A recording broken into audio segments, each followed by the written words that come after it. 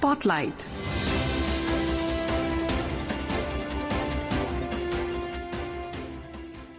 This is Akashvani. In the program Spotlight, now we bring you a discussion on government's initiatives to enhance defense capabilities.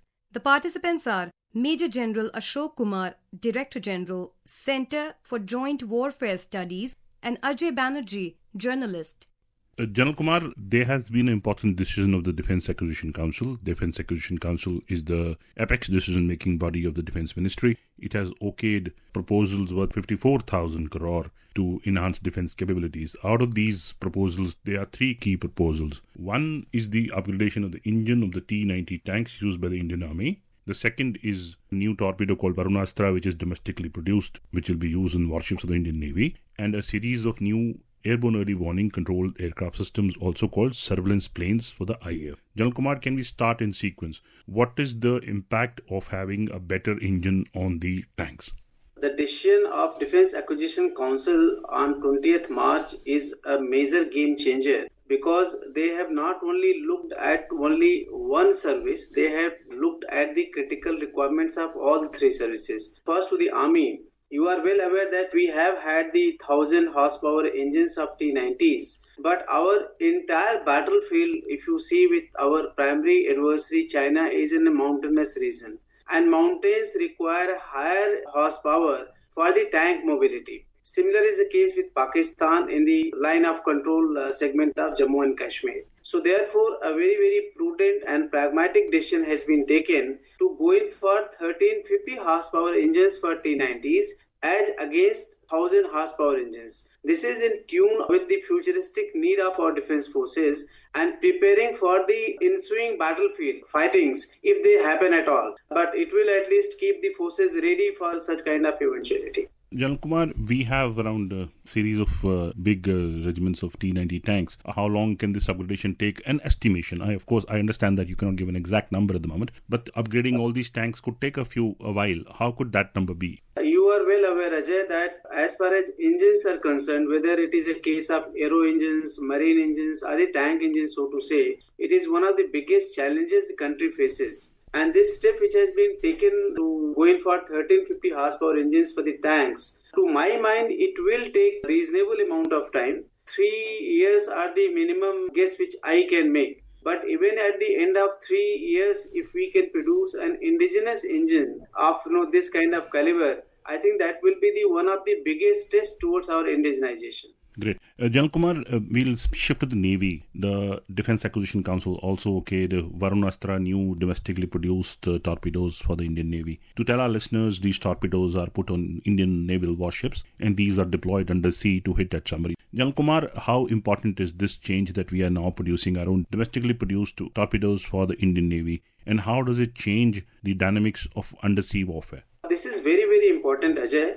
In fact, if you see and monitor the progress of PLA Navy and its increasing interest in the Indian Ocean region, a lot of effort is being made towards the production of the submarines for its reach and the capability creation. And therefore, these torpedoes, which are basically used for countering the submarine threats, are going to be again very, very important tools. And you are well aware that these are being indigenously produced by Bharat Dynamics Limited. And therefore, this order coming will further enhance the capacity of Indian Navy. Whole country, actually, there has been a talk with Chief of Defence Staff has been emphasizing that we should not look towards India only as a continental country with some sea borders. We should look at India as an island wherein it has got the major maritime interest with some continental border. So with this revised thought process, the way the Indian Ocean region and our enhanced concern for the Indo-Pacific is growing, this Varunastra torpedoes, they are going to create a lot of capacities to the Indian Navy which are critically needed. So I consider this is very, very,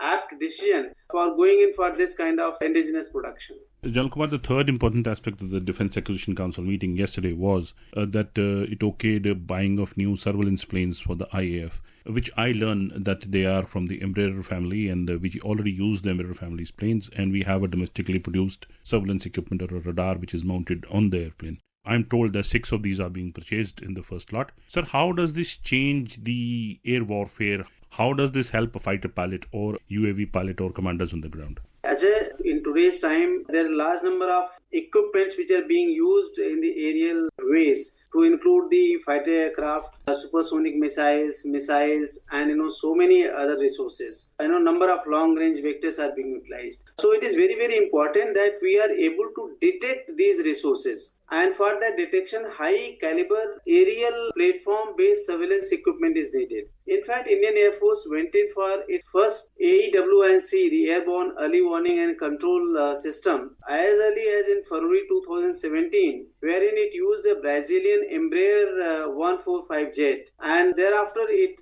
shifted to Netra systems, which was developed by DRDO. It has already got 3 Netra systems. The current sanction is going for 6 of such more pieces, and these are going to be the advanced versions of the current Netra. These will be known as Netra Mark 1 Alpha. But the Air Force requirement and DRDO's effort is not going to be limited here only. They are going to develop 6 more later, and the later ones are going to be based on a different platform. They are going to be based on Airbus 321 platforms. So if you see the Defence Acquisition Council's this decisions of clearing the acceptance of necessity, which is the first step for major acquisition worth 54,000 crores, they have taken care of critical need of the Air Force in terms of the surveillance equipment, in terms of Navy for enhancing the anti-submarine capability, and of those tanks to give them more mobility, more firepower to be capable of operating in the high altitude areas. General Kumar, on the administrative front, the DAC also okayed a very important aspect which is being watched over for several decades. It has approved guidelines for reducing the timelines for the acquisition process. Now, how important is this, sir? Because we know it takes years in our process to complete an acquisition of an equipment or a weapon, which by the time the weapon is or the equipment is outdated. Will these new guidelines help, sir? Frankly speaking, I personally consider these guidelines much more important than the acquisition itself. If you would have heard the Chief of Defence Staff speaking during the Raisina dialogue, he clearly stated that the procedural timings involved, they do not match up with the way technology and equipments are changing, and therefore that requires to be reduced. And the Honorable Defence Minister has already declared this year of defence reforms. One of the major defence reforms included in that is the amended Defence Acquisition Procedure 2025, which is going to fast track the procedure. So this amendment, what has been approved, which is implementable right from the word go from that date itself, has already reduced. Of course, there is a scope of further reduction. There is a guess, the current reduction is going to reduce the timing of 15 to 20%. But I think once the DAP 2025 comes with the final form, it will be able to address this challenge in a big way, and we will be able to adopt to one of the best practices prevalent anywhere in the world. General Kumar, a large part of this success story which we are talking about hinges upon our own Atmanirbharta or self-reliance. To just give you a number, the Indian defence production reached 1.27 lakh crores in the last fiscal.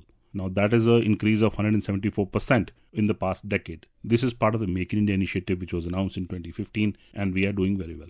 I will first ask you, how is this important that we increase our defence production to the numbers which I mentioned, 1.27 lakh crore? Could you give a lowdown that what does this mean? Actually, it means a lot. We have had our experience of fighting wars, and we have, clear-cut examples where even our so-called friendly countries either denied a particular facility to the country or, charged exorbitant rates for the equipment or ammunition which we needed. And therefore, India has taken a very conscious and, right decision to go in for Atmanirbharta or full indigenization for its defense forces, because unless we are able to produce need of our defense forces indigenously, we cannot take care of our national concerns when there is hostility on the borders. So therefore, this is going to be a game changer. I think one of the biggest changes which has happened is about the change in the ecosystem.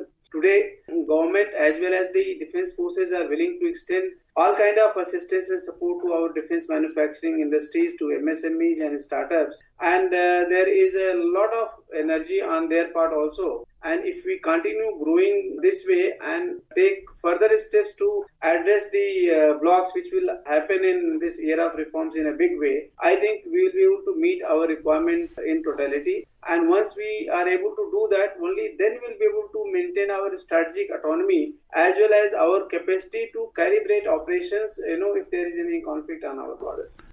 General Kumar, I'll just give a few numbers and then seek your comments. At the moment, we are 65% of defense equipment is now manufactured domestically in India. Say around a decade ago, we were importing around 65 to 70% of the equipment. So this is actually a turnaround. And the private sector is playing a crucial role. India now targets that it will have an export of around 50,000 crores by 2029. That is military equipment exports of 50,000 crores by 2029. Last fiscal, we had a defense export of around 21,000 crores. And we are also aiming at a production of defense equipment to take it to 3 lakh crores. Now, these are big jumps, General Kumar. We are defense production from 1.27 lakh to 3 lakh crores and the defense exports from the existing 21,000 crores to 50,000 crores by 2029. Is it possible, and how will it change the paradigm of Indian defense industry? It is very much possible. Firstly, let me look at where we want to enhance our defense production capacity. So while we have done well in terms of percentage to take it up, but the critical equipment in terms of missiles, in terms of engines, in terms of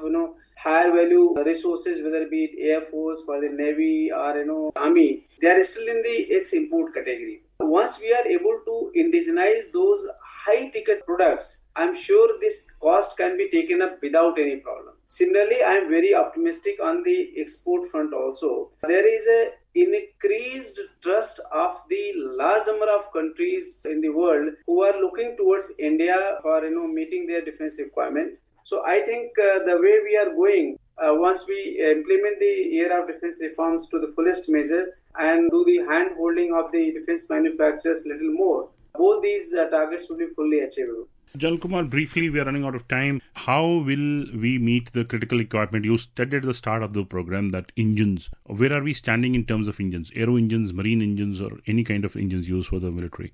Engine is one of the critical components. You just see the case of the aero engines. Now, we are not able to produce Tejas in the requisite numbers. We have seen the concern of the Air Force also being expressed publicly. So we have gone in for a contract from US to get engine.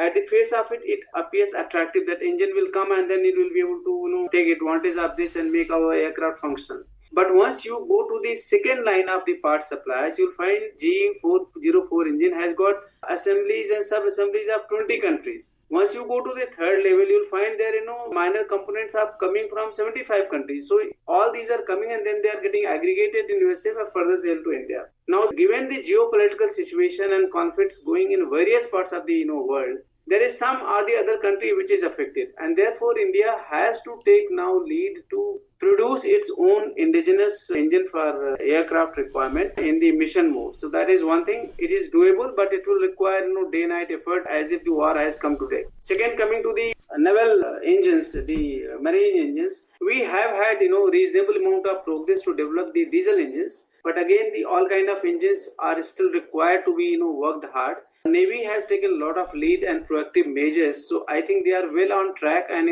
as we go ahead, they will be able to meet this requirement as they go ahead. Coming to the tank engines or the engines which can be used by the army. Now we have certain indigenous engines, but they are meant for a different role. If we tweak those engines, there is a chance or a probability to get these engines produced fast. So I think all the R&D in the private sector, they have to be nurtured, they have to be working in cohesion along with our DRDO in a mission mode, and so that engine capacity will be able to be developed. I am confident in case we all stakeholders come on board. So 3 to 5 years we should be able to produce indigenous tank and marine engines, and it may take anything from 5 to 10 years to produce the aero engines to meet our requirement. General Kumar, thank you. That was a very lucid explanation of self-reliance or Atmanirbharta, and also the 3 critical decisions the Defence Acquisition Council has taken with regards to acquisition for the forces. Thank you for speaking to us, General Kumar. Thank you very much.